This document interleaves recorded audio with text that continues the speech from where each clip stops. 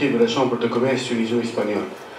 C'est bien, Monsieur l'ambassadeur, c'était un élément important qui manquait à l'infrastructure d'appui à la coopération et aux échanges et au partenariat entre la Tunisie et l'Espagne.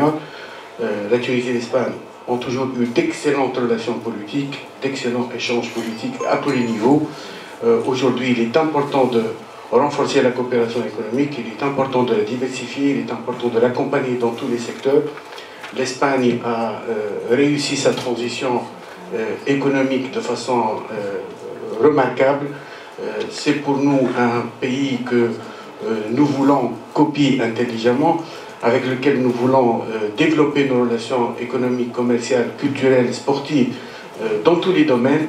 Et je pense que cette Chambre vient à un moment important où la nouvelle et jeune démocratie tunisienne qui a réussi sa transition politique est en train de mettre les infrastructures nécessaires pour réussir sa transition économique. Et pendant ce moment, nous avons besoin de tous nos amis. L'Espagne est un pays ami que nous aimons, que nous respectons, et c'est extrêmement important que le paysage institutionnel s'enrichit par cette chambre de commerce.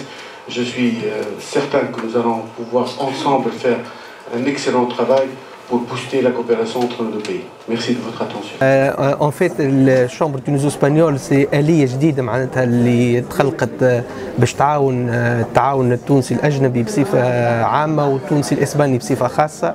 L'objectif de cette création, c'est pour promouvoir l'image de la Tunisie qui coïncide heureusement avec le lancement de la nouvelle loi sur l'investissement et surtout l'attente des opérateurs espagnols pour avoir un organisme qui leur est propre, qui puisse leur donner une plus grande visibilité de l'environnement des affaires en Tunisie et de l'investissement, notamment que les Espagnols attendent beaucoup des services. Donc il y a beaucoup de sociétés de services qui veulent investir en Tunisie, qui veulent transférer le savoir-faire, et la nouvelle loi sur l'investissement a accordé plus d'ouverture dans les sociétés de services. Aujourd'hui, la Chambre tuniso-espagnole est venue dans un moment où il y a 64 sociétés espagnoles qui sont opérationnelles actuellement en Tunisie, dont plus de 47 entreprises dans le secteur des industries manufacturières. Ces 64 entreprises emploient 6500 employés tunisiens et le volume des investissements dépasse le 1 million d'euros. Par rapport aux échanges commerciaux, les exportations tunisiennes vers l'Espagne, je pense qu'elles avoisinent 1 milliard de dinars, et les importations de l'Espagne vers la Tunisie, 1 milliard 600 millions de dinars en 2016. Donc des chiffres précis, on pourrait vous les envoyer si vous voulez plus tard. Actuellement, comme vous le voyez, il y a une ambiance très optimiste sur les échanges et le futur des relations tuniso-espagnoles. وأنا كإكسبير كونتابل وجاكومباني les investisseurs étrangers نعتقد لتونس تنجح أكثر في بث une communication positive على l'environnement des affaires et surtout les compétences des Tunisiens. ودو l'autre côté نحب زاد نبشر التوانسة اللي الهدف نتاع الغرفة هذه va aussi dans l'autre sens. C'est pour faciliter l'accès des Tunisiens au marché espagnol.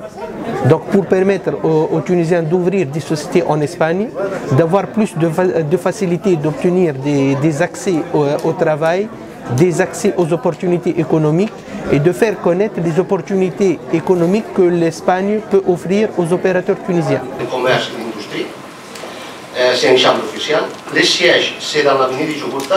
Et on remercie avec ça, avec l'ambassade d'Espagne et au bureau économique qui nous a prêté un bureau là-bas dans son siège au commencement, parce qu'encore on n'a pas le moyen pour aller ailleurs. Les membres, ce sont des personnes physiques ou morales tunisiennes, espagnoles ou d'autres nationalités qui sont intéressées entre la Tunisie et l'Espagne. Il y a aussi des membres d'honneur. Les entités de gouvernance. L'entité de gouvernance, c'est l'Assemblée générale. L'Assemblée générale, elle est constituée pour tous les adhérents. L'Assemblée générale va élire un comité exécutif. Et le comité exécutif, il va ouvrir, il sera constitué pour 8 membres, qui va être président, vice-président, un trésorier et 5 membres.